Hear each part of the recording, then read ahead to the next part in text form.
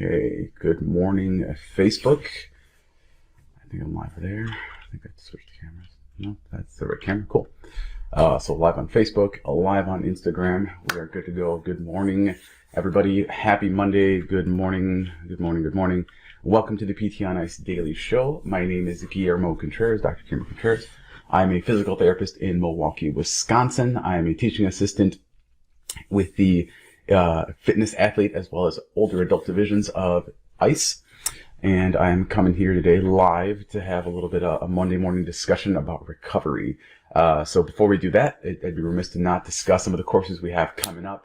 As most of you probably know, we are rolling with some live courses. So April is almost halfway done, which is crazy to think about. We are on April 12th.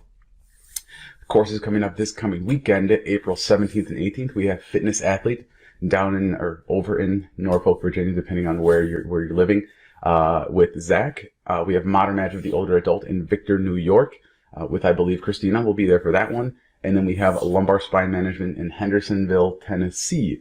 I'm assuming it'll be at Onward Hendersonville. So for those of you in the Midwest area, great course to go to, great location to be at. Check out Hendersonville, Tennessee for sure if you can. April 24th and 25th. We have modern match of the older adult down in Charlotte, North Carolina. And then we have lumbar spine, that was weird, lumbar spine in Greenville, South Carolina. So again, hitting up the Carolinas next week on April 24th and 25th for anyone interested in hitting up one of those live courses. I would be remiss if I didn't mention that next month in May, fitness athlete will be coming to my home city of Milwaukee, Wisconsin, and will be hosted at my home CrossFit box of Cream City CrossFit on May 22nd and 23rd. So if you were in the Midwest, you've been dying to kind of hit up the MMO, or not the MMA, the CMFA live course in your Chicago, Minnesota, Indiana, Ohio, and it's only about a 2 to 3 hour drive. Definitely highly recommend you come up to Milwaukee, come pay us a visit, get that small, big city feel of Milwaukee, enjoy some good brats and go enjoy some good beer if you're into that kind of thing, and get some really stellar education on working with fitness athletes using barbells, kettlebells, dumbbells, weighted implements to get your patients better, stronger, and be that clinician of choice for your fitness athletes in your area. Online courses, nothing really going on right now. The big starting up. We have fitness athlete essential foundations going on right now. We're on week 5. We have June 7th is the next online cohort. So if you're looking to take fitness athlete essential foundations, jump in on that. MMA essential foundations also going in hot right now. June 23rd will be the next one there. And then advanced concepts just started up yesterday on April 11th was their first meetup. So I think you might be able to still jump in last minute, a little late. Don't take my word for it. Could be wrong. Ask Alan to be sure, but you might be able to still jump on that if you've been dying to take advanced concepts and have been able to jump into it. There's an opportunity for you now. So the topic at hand, right? Recovery. And the title of the episode is Recovery, What We Can Learn from CrossFit Athletes. And the reason I'm bringing this up right now, for many of us, we know that the CrossFit Open is going on, the worldwide Open, where we're hundreds of thousands of people from all over the world are jumping in and doing these online competitions 3 weeks long for the first part. Right now, they just had the quarterfinals. And our very own from the fitness athlete division, Mitch Babcock and Kelly Benfey, both made it to quarterfinals, both competed this past weekend. Zach Morgan with lumbar spine, he just competed this past weekend. And it was 5 events, 5 different, not easy workouts over a 3-day span. So the workouts were announced on Thursday. Some people started doing them on Thursday, Friday, Saturday, maybe took Sunday to redo a workout. Some people did them all on Saturday. Some people did some on Friday, some on Saturday. Either way, these are 5 really heavy, not easy workouts. They were very strenuous. And not only did people within ICE do these workouts, but people all over the world who compete at a very high level in CrossFit did these workouts.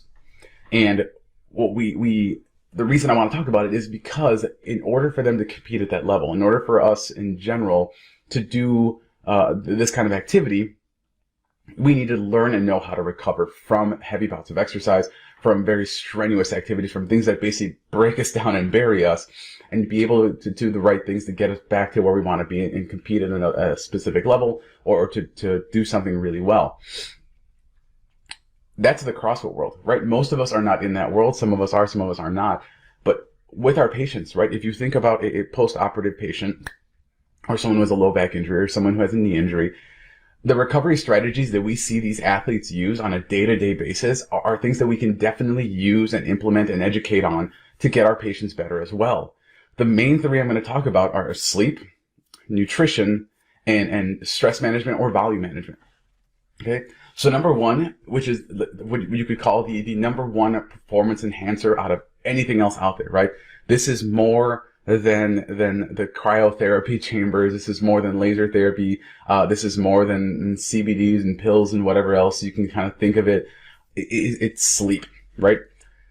A good night's sleep is you cannot replace that with anything else. The amount that goes on in your brain, in your body, in your nervous system, in your hormonal levels, everything like that. Sleep is the best thing you can do for performance enhancement, whether it be to kind of recover from these things, whether it be to build muscle, whether it be to heal from an injury, see some good tissue healing, things like that, or it be just like the mental psychological effect, right? The ability to kind of relax, calm down, and let yourself just get ready to go the next day. Sleep is incredibly, incredibly important. And it's one area that I think most of us, if we're completely honest, it's an area that we tend to neglect a little bit or kind of push aside. So you know what? I just don't have time to sleep. I'm really busy. I got to do this. I got to do this. I don't have time to sleep. And what we see is the majority of studies, everything it says, is anywhere from 6 to 8 hours of sleep for the average adult is what we need. And I think most of us probably err on the lower side, right? Unless you're like super into it, you're super intuitive to the idea of sleep, you're going to tend to err on the side of like, okay, 5.5, 6 hours, 6.5 hours. Like I don't have time for 8 hours, busy, sleep at night, wake up early, things like that. And when we have patients who are healing from surgery, from an injury, anything like that, sleep is even more important because that is when we're going to have the most amount of kind of repair, healing, recovery going on. So it's very important for us to get our patients on board with it. They have really good quality sleep. And again, that comes in multiple ways, right? If pain's on board, how can we reduce pain? Can we use exercise fitness, get someone really, really fatigued, get them on an arm bike or an Airdyne bike or an assault bike, pump out a bunch of calories on there, get them exhausted. And then when they go to sleep at night, they have this really huge, like an endorphin dump, right? Like this pain modifier dump where they're just feeling really exhausted and they can get at least 4 hours of consistent sleep. And what we see, I believe in studies, is that consistency matters, right? If you are not getting a consistent 8 to 9 hours of sleep, can you at the very least go to bed around the same time every night? Can you wake up in the morning every single day at the same time, right? Can you do, okay, I'm waking up at 5 every day, 5:30, and that consistency makes a difference because your brain starts to become cyclical. We are cyclical beings, like we sleep at night, we wake in the morning, unless you're a third shifter, in which case my apologies to you. But we need to be consistent in what we do as far as how we sleep and how often we sleep and looking at those patterns as well. Sleep hygiene, dark room, cold room, eliminate excess light, right? So not having the phone in the room, not having tablets, not having these bright things that we're kind of keeping ourselves wired at night with. I personally wear like blue light blocking glasses after like 8:30 p.m. I got my wife on board with it too. So we both wear them at night.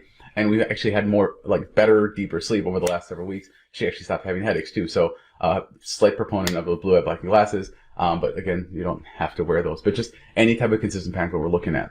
Number 2 is nutrition, right? Eating. These athletes, these high level athletes are eating a lot. They're eating a lot of protein. They're eating carbohydrates to fuel their exercise. They're eating a lot of leafy green vegetables, things that kind of keep their inflammatory processes low. And while a lot of individuals believe that nutrition is kind of a taboo topic for physical therapists, the APTA put out a statement that stated that we should be having these conversations with our patients. It's not saying we need to go in, take a letter, like break down their entire nutritional habits, discuss what they're doing, tell them this is how much you should be eating, this is what you should be eating, this is when you should be eating. And we're not talking about diabetic food templates. We're not talking about that. We're talking about just a general conversation. Hey, what does it look like when you have a meal? What does your breakfast look like? What does your lunch look like? How much protein on average do you think you're eating? When we're talking about healing, when we're talking about recovering from surgery or an injury, and we're trying to build up tissues, we're trying to build up strength, what good is doing all the work if we don't have any building blocks in place, right? Let's build a house but not give you any bricks. That makes no sense, right? And what we see is the majority of individuals in this country are significantly under-eating protein, significantly overeating processed sugary carbohydrates and things like that, and just not eating enough leafy green vegetables either, right? Can we have that conversation? Hey, can you have a couple leafy green vegetables or some sort of vegetable at every meal? Can you add a little spinach to your smoothies, right? A quick way that you don't even have to taste it, but you have some green spinach just blended up into a smoothie? Can you add some tomatoes and some spinach to your eggs in the morning if you're into omelets and skillets? Can you throw some asparagus? I don't know, just broccoli, right? Whatever you like, just kind of add that to your meals. And that's something that's very easy to do. You can just add these things to your meal. It's going to make you feel fuller. It's going to help with inflammatory kind of markers in your body. And it's going to reduce the amount of other things you eat. Because if you feel fuller, if you feel more satiated, you're going to eat a lot less junk food and garbage to kind of keep yourself full throughout the day. Furthermore, like when it comes to protein, like if we look at the research and studies, people are significantly under eating it. And Brad Schoenfield in the NSCA, the recommendations they make is 1.6 to 2.2 kilograms per pound of body weight per day. And if people don't know like that math right off the top of their head, right, I always had to do like a calculator thing. That's anywhere from 0.8 to 1 gram of protein per pound of body weight. So a 200-pound male should be eating anywhere from 145 to 200 grams of protein per day. A 150-pound female ideally is eating 109 to 150 grams of protein per day. And most of these studies, as a caveat, are based on percentage of body fat. And they take the average of like 10 to 20% of body weight is lean mass, and that's what they're basing it off of.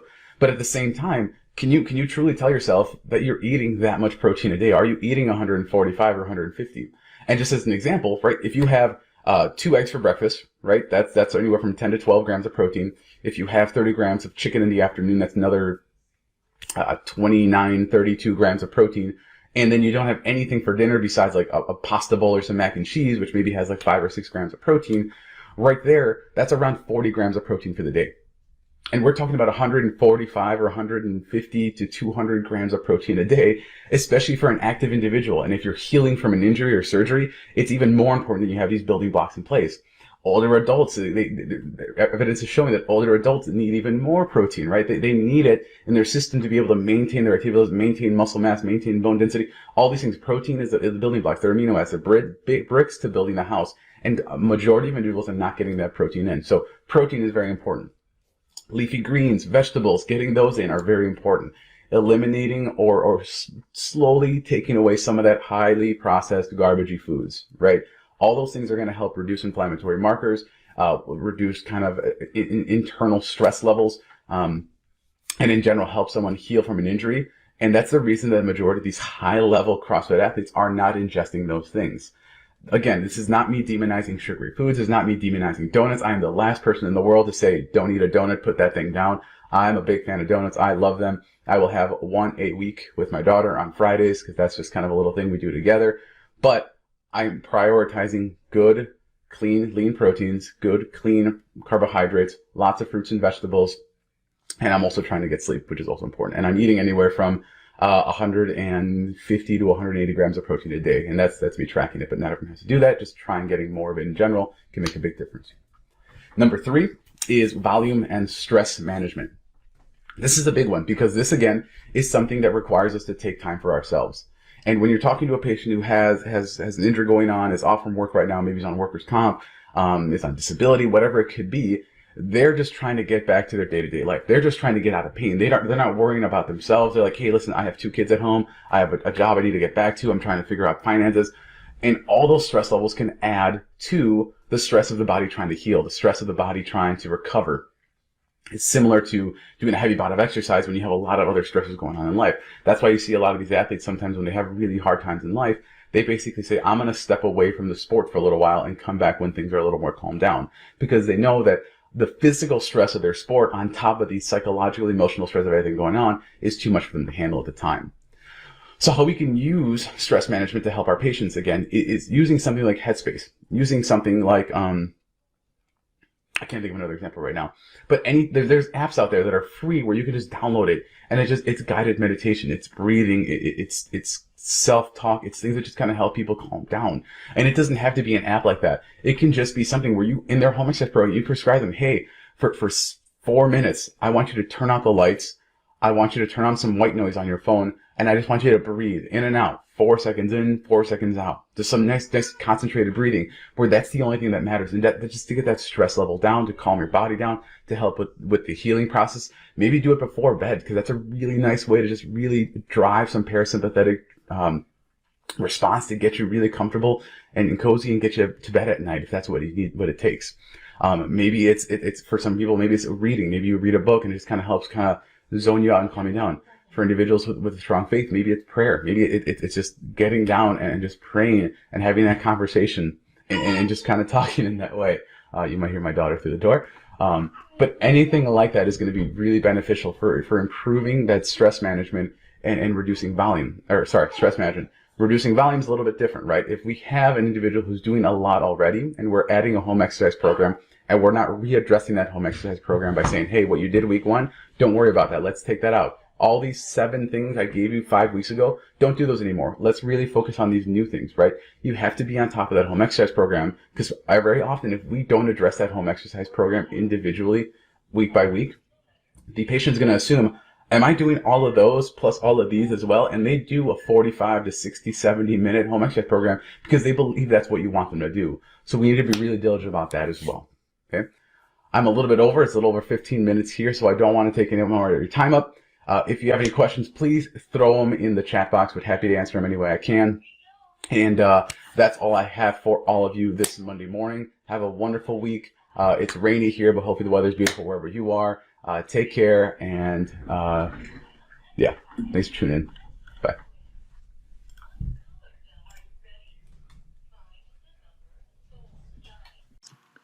Hey, thanks for tuning in to the PT on Ice Daily Show. If you enjoyed this content, head on over to iTunes and leave us a review. And be sure to check us out on Facebook and Instagram at the Institute of Clinical Excellence.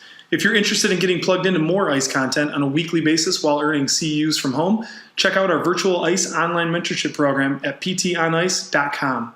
While you're there, sign up for our Hump Day Hustling newsletter for a free email every Wednesday morning with our top 5 research articles and social media posts that we think are worth reading. Head over to ptonice.com and scroll to the bottom of the page to sign up.